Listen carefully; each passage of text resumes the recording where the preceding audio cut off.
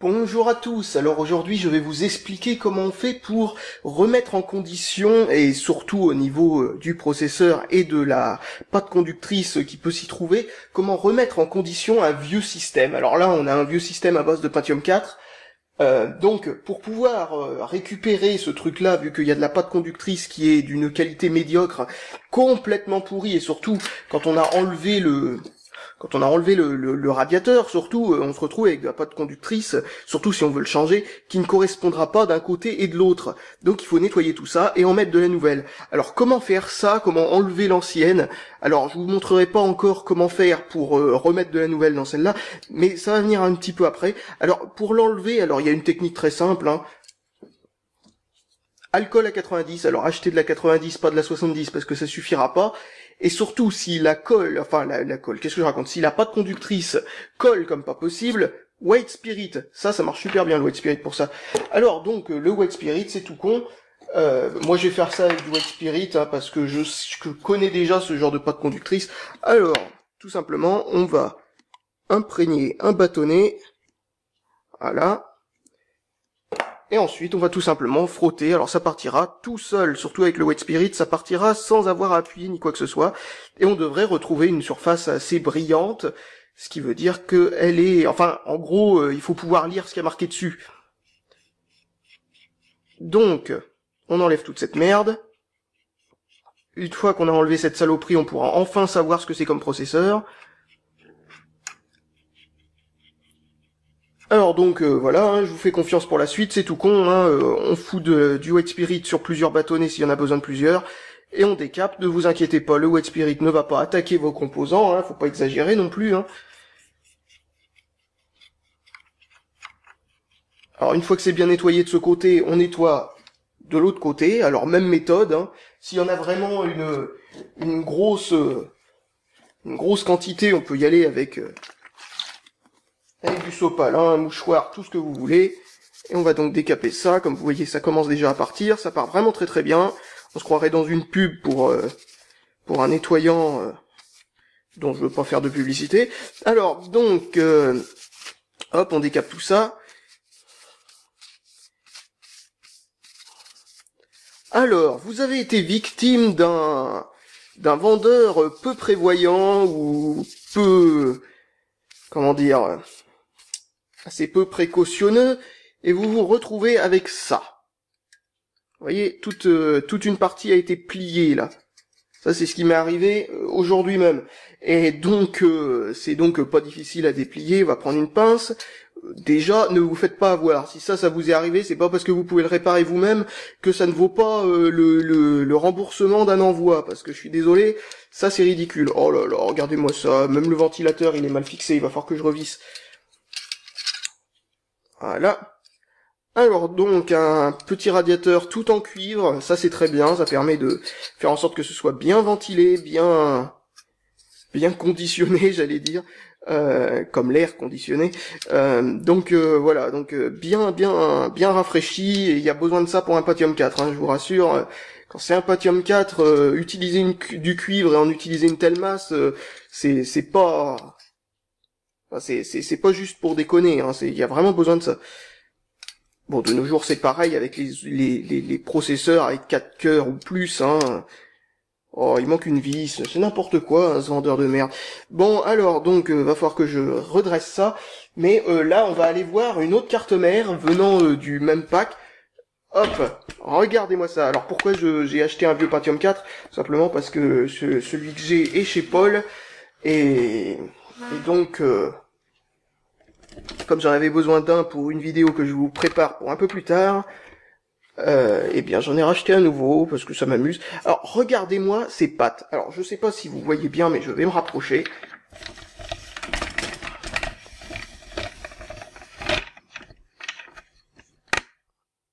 Regardez-moi cette catastrophe.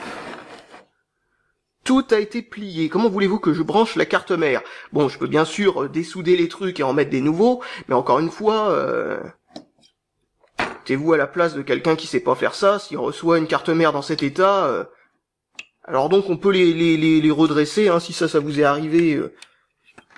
Vous n'arrivez pas à vous faire rembourser ou vous voulez quand même récupérer la carte mère même si vous vous êtes fait rembourser. Je vous conseille quand même de le faire, on va pas mettre à la poubelle des trucs qui marchent. Alors, donc, déjà, je redresse les petites pattes de la prise de ventilateur qui se trouve là. Alors, pour les redresser, alors là, vous voyez, là, il y a du dégât, hein. Là, c'est catastrophique, hein. Je vais aller chercher un outil. Alors, voici une petite pince de précision, hein, une petite pince très fine au bout, ce qui est bien pratique pour ce genre de truc. Alors, attaquons-nous à ça. Alors, faut être très méticuleux parce qu'on risque de péter les trucs.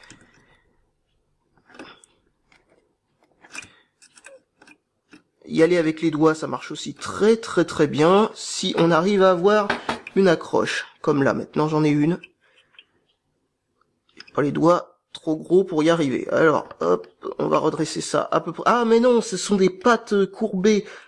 D'accord, oui, parce que je vois l'exemple ici, hein, je fais pas ça au pif. Alors donc les pattes courbées. Non, parce que je me disais comment ça a réussi à plier 2 fois le truc d'un coup, quoi.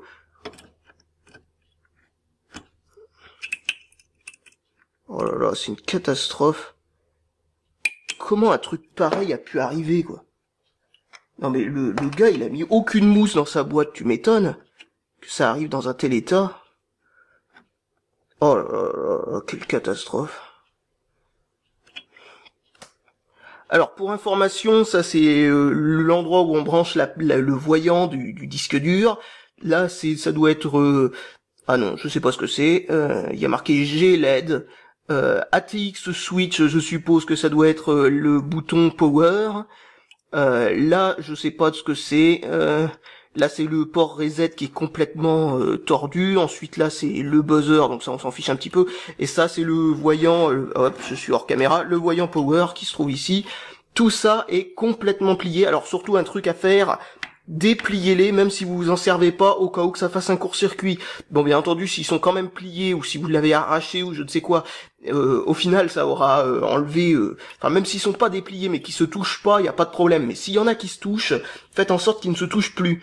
Parce que sinon, vous risquez le court-circuit. Et ça, c'est très très mauvais. Vous risquez de niquer votre carte mère alors que tout marche bien. Faut jamais essayer de faire démarrer une carte mère où vous voyez un truc pareil.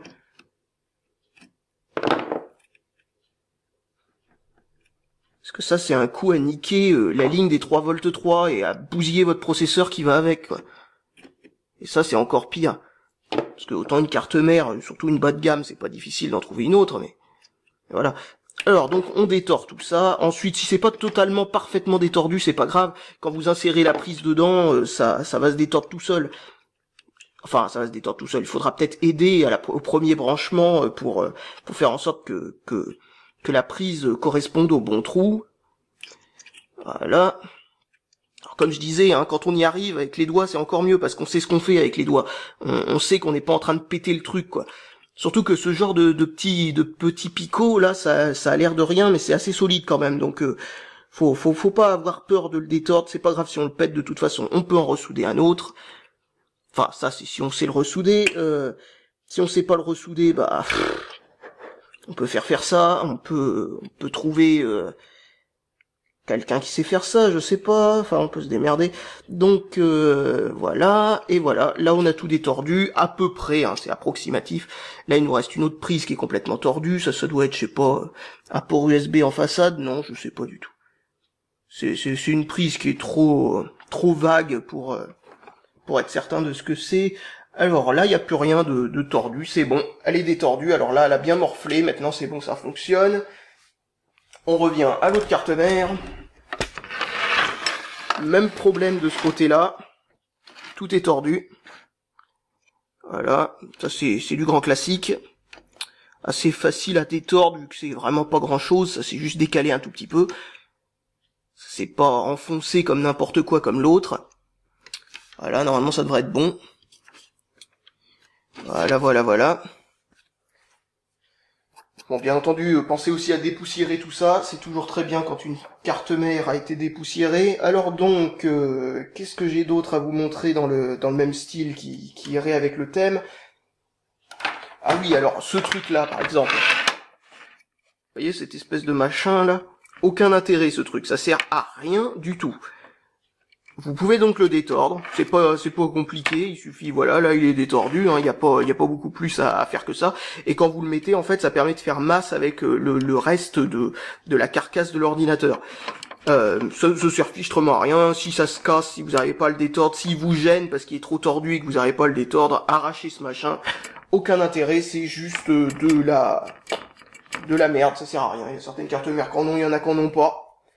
Surtout que de toute façon la masse est faite très facilement grâce au boulonnage tout autour de la carte mère qui sont habituellement en fer contre fer, donc ça fait la masse sans aucun problème quoi qu'il arrive. Alors un autre problème qui arrive assez souvent sur les vieilles cartes mères, vous voyez, le condensateur, on le voit peut-être pas forcément hyper bien, mais je crois qu'il a pété, hein. Comme vous voyez, il est oxydé sur le dessus, donc il y a de grandes chances qu'il ait pété, et surtout, il est gonflé, quoi, il est un petit peu gonflé. Alors, il est peut-être pas encore mort, bien entendu, mais des fois, là, il faut tester pour savoir si c'est mort ou non. Et donc, des fois, le condensateur a éclaté. Ça arrive. Et quand le condensateur a éclaté, il faut le changer. Alors, pour le changer, il faut le dessouder, en souder un autre équivalent. Et le souder dans le bon sens aussi, ça serait pas mal. Alors pour le souder dans le bon sens, il faut repérer où se trouve la petite barre d'une couleur différente sur le contour du condensateur. Et donc si on l'a repéré, ça veut dire que cette branche-là, c'est le moins ou le plus. Je sais pas, mais enfin en tout cas, faut le faire dans le bon sens, exactement dans le même sens, quoi. Tu le dessoudes, tu en ressoudes un autre, c'est très facile à faire. C'est des composants traversants, donc on peut faire ça. Traversant, ça veut dire qu'en gros on voit les pattes de l'autre côté. Alors du coup c'est très très simple à dessouder, il suffit de dessouder les deux pattes, avoir un fer à souder tout à fait normal, tout à fait classique, et n'importe qui peut faire ça s'il sait souder un truc. Alors l'étain est souvent très difficile à dessouder quand même là sur ces trucs là, il faut un vrai gros fer à souder, un qui chauffe bien quoi, pour pouvoir dessouder ces trucs là, parce que souvent c'est soudé avec de l'étain de gros bœuf pour pas que ça bouge quoi. Donc voilà, il n'y a plus qu'à tester ce machin, mettre un radiateur identique, alors bien entendu nettoyer le truc, pof, et mettre bien entendu de la pâte conductrice de remplacement, hein, parce que même si c'est pas totalement indispensable sur les vieux processeurs, sur les processeurs actuels, si vous voulez éviter la surchauffe, il faut de la pâte conductrice, indispensable. Alors, dernier truc sur les problèmes de maltraitance, on va dire, lors des transports, je sais pas si vous voyez, mais ici c'est tout tordu. Vous voyez tous ces trucs là qui devraient pas être je sais pas si vous oui, peut-être que sur la tranche comme ça vous le verrez mieux. Mais vous voyez, c'est enfoncé partout là. Ça, pour détordre ça sur un Pentium 4, comme vous voyez là, c'est un vieux Pentium 4, hein, pas les récents où c'est tout plat en dessous, hein, mais les anciens où il y a plein de petits picots microscopiques. Et pour pouvoir les détordre, alors là je dis bonjour, grande patience et microscopique tournevis pour y arriver. Et si ça vous arrive, alors là vous êtes pas dans la merde, hein. Encore une fois, remboursement si vous voyez ça, hein. Faut pas vous laisser marcher sur les pieds par des vendeurs peu scrupuleux qui ont décidé de rogner sur les marges en faisant n'importe quoi avec leur paquet, hein. Parce que ça, vous voyez le truc au départ, totalement fonctionnel, aucun problème. Arrivé, HS. C'est pas la poste, hein, le problème. C'est le gars qui a emballé. Ah oui, dernier truc que j'avais un peu oublié, détordre ce machin-là. Alors pour détordre ce machin-là, tout à fait le même principe, sauf que là, il va falloir y aller, hein. Parfois, faut tordre d'autres pattes pour pouvoir détordre les plus grosses, comme vous voyez là. Je suis obligé de forcer dedans. Tac. Parce que là, ça a plié un truc qui était dur, hein. Là, je peux vous dire, il y a de l'épaisseur, là, hein, pourtant en cuivre. Bon, le cuivre, c'est pas ce qu'il y a de plus facile, enfin, de plus difficile à tordre, plutôt. Mais bon, ça se tord pas comme ça non plus, hein, quand il y a une épaisseur de plus de 2 mm. Allez hop, maintenant, on est parti pour détordre les petites ailettes. Parce que je rappelle que si l'air peut pas passer entre deux ailettes, autant qu'il n'y ait pas d'ailettes du tout. Voilà. Continue à détordre. Voilà, on n'obtiendra jamais l'équivalent d'un truc tout neuf qui marche parfaitement, hein, bien entendu. Mais bon, on peut s'en rapprocher à force de travailler le truc. Et c'est ce qui nous intéresse, parce que bon, c'est pas parce que deux ailettes sont tordues que l'efficacité du radiateur sera complètement annihilée, hein. Non, là, vous voyez, là c'est bon, là, on est dans un état tout à fait correct, hein. Voilà, on a à nouveau, le passage de l'air qui peut se faire, pas de problème. De l'autre côté c'est nickel, donc c'est parfait. Il n'y a plus qu'à nettoyer le ventilateur, ou le changer s'il est vraiment trop pourri, le revisser parce que franchement il a été complètement maltraité le pauvre, au niveau du transport, ou peut-être qu'il a été jamais vissé comme il faut. Bon, j'ai pas l'impression que le tournevis soit très adapté, il faudrait un truc un peu plus gros, mais c'est pas grave. Allez bah salut à tous, et puis bon bricolage, hein, si vous faites le même genre de conneries. Allez salut.